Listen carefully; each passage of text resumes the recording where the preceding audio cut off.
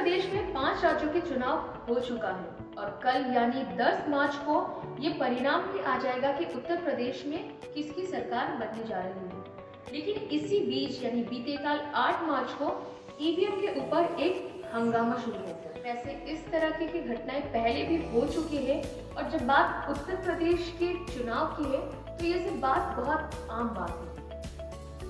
बीते कल 8 मार्च को वाराणसी में ईवीएम को लेकर एक हंगामा शुरू हो गया। दरअसल वाराणसी के पहाड़िया मंडी इलाके में समाजवादी पार्टी के कुछ कार्यकर्ता ने ईवीएम से भरा एक ट्रक को पकड़ा और जमकर हंगामा शुरू हो गया। उसके ठीक फौरन बाद ही समाजवादी पार्टी के प्रमुख यानी अखिलेश यादव ने बाकायदा प्रेस कॉन्फ्रेंस कर सीधा ये आरोप लगाया कि ये जो ट्रक थी ऐसे ही 2 ट्रक और भी मौजूद थे जो मौके पर ही फरार हो गए और इरादा गड़बड़ी करना। अखिलेश यादव ने यह भी कहा कि बरेली और अन्य और भी इलाके में ईवीएम से छेड़छाड़ करने के मामले सामने आए हैं और उन्होंने सीधा जो सुरक्षा है उस पर सवाल उठाया। हालांकि वाराणसी के मौजूदा डीएम यानी कुशल राज शर्मा ने सफाई देते हुए ये कहा है कि जो ईवीएम थी उन्हें प्रशिक्षण के लिए ले जाया जा रहा था।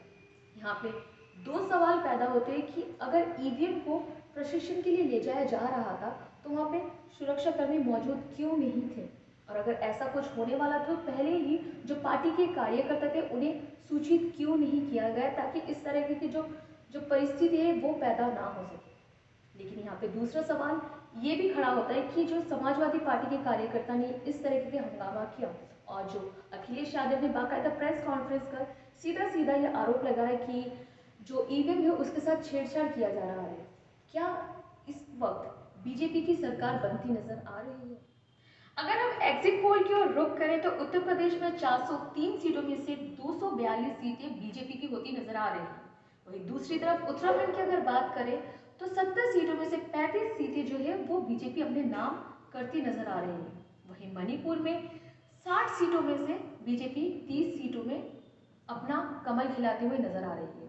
अगर ये एग्जिट पोल सही हुआ तो फिर इस बार उत्तर प्रदेश की जो इतिहास है वो बदलता नजर आ रहा है, क्योंकि उत्तर प्रदेश कभी भी अपना प्रधानमंत्री जो है वो दोहराता नहीं है। तो क्या इस बार ये जो उत्तर प्रदेश का जो ये इतिहास है ये बदलता नजर आ रहा है? क्या इस बार भी उत्तर प्रदेश में कमल खिलेगा या फिर इस बार उत्तर प्रदेश में जो है वो साइकिल की रफ्तार तेज होगी? इन सब के लिए और सारे इलेक्शन के लेटेस्ट अपडेट्स के लिए आप बने रहिए हमारे साथ।